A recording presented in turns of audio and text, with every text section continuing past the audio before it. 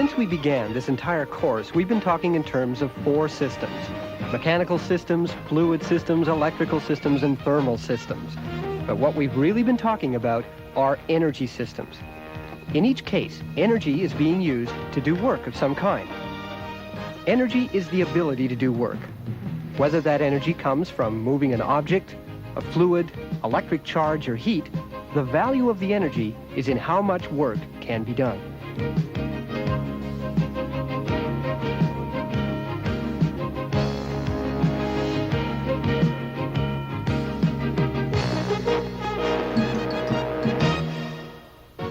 We most often hear about gas, oil, or the sun as sources of energy, but almost anything can have energy by virtue of its position or its speed.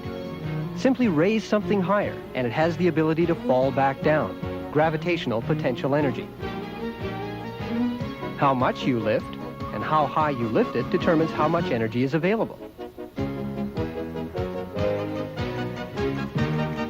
The how much is the weight. How high is the height above some reference level. When something does fall, it develops kinetic energy.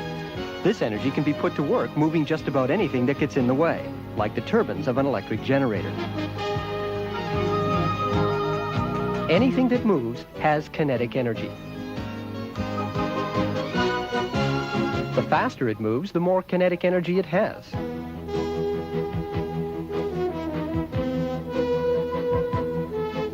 And how big it is, or its mass, will affect the kinetic energy.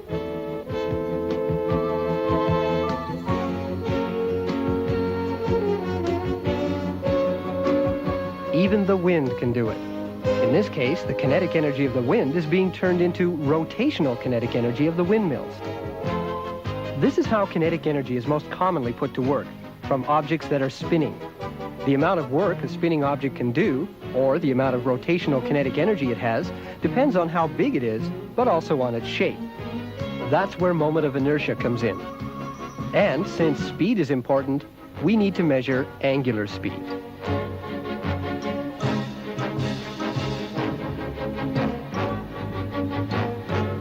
The kinetic energy of a spinning object is one of the best ways of storing the energy of motion.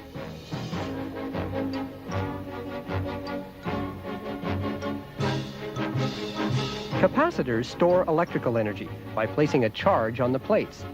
Work is done separating the charge, and work is given back when the charge returns. Storing electric potential energy in a capacitor is similar to storing mechanical energy in a spring. Its energy is waiting to be released at a future time.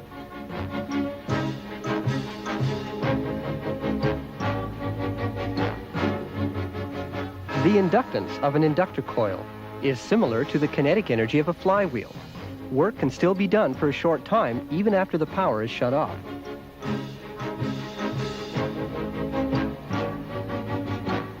Heat energy is pure energy in its own right. It can be moved by radiation through space, by convection through a fluid, or by conduction through a solid. In any case, if thermal energy is going to be put into something, stored there, or even taken out, we need to know how well that object will accept the energy. This is its heat capacity.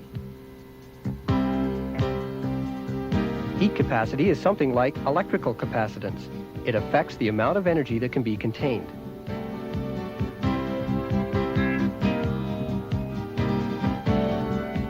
The most important aspect of energy is how it can be changed from one form to another, from potential to kinetic, from mechanical to electric, electric to heat, and so on.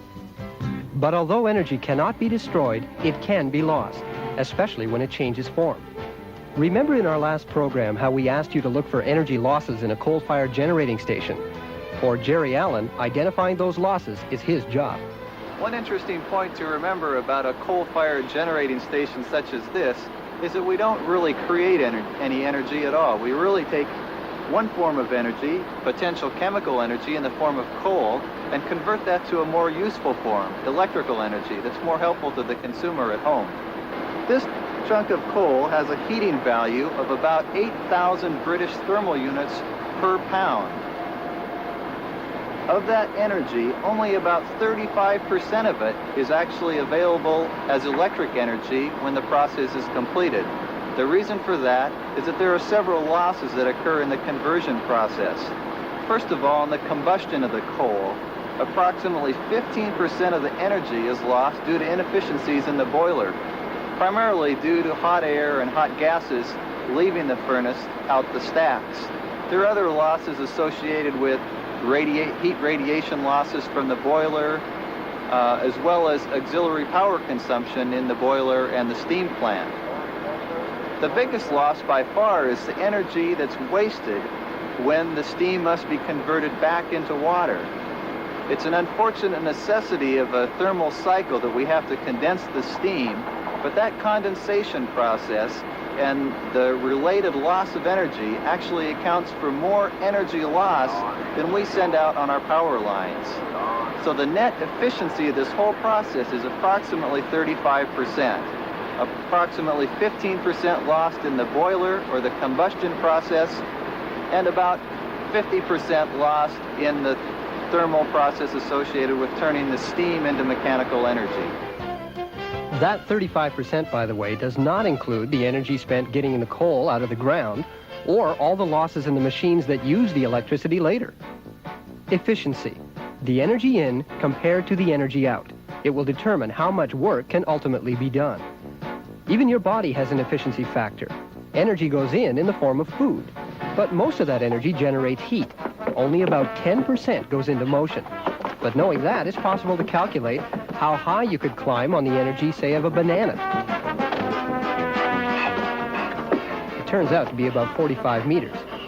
On the other hand, with about 200 bananas, you could reach the top of Mount Everest, although you'd be pretty sick of bananas by the time you got there.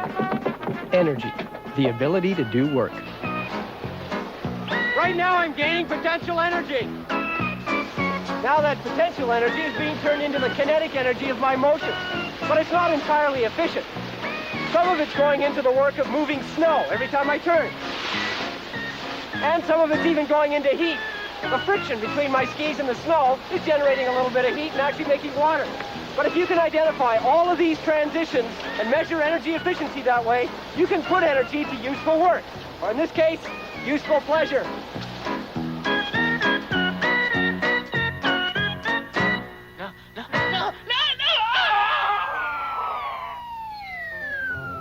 This program was produced at the facilities of Telemation Productions and is part of Principles of Technology, a project of state and provincial vocational and technical education agencies in association with the Agency for Instructional Technology and the Center for Occupational Research and Development, together serving education.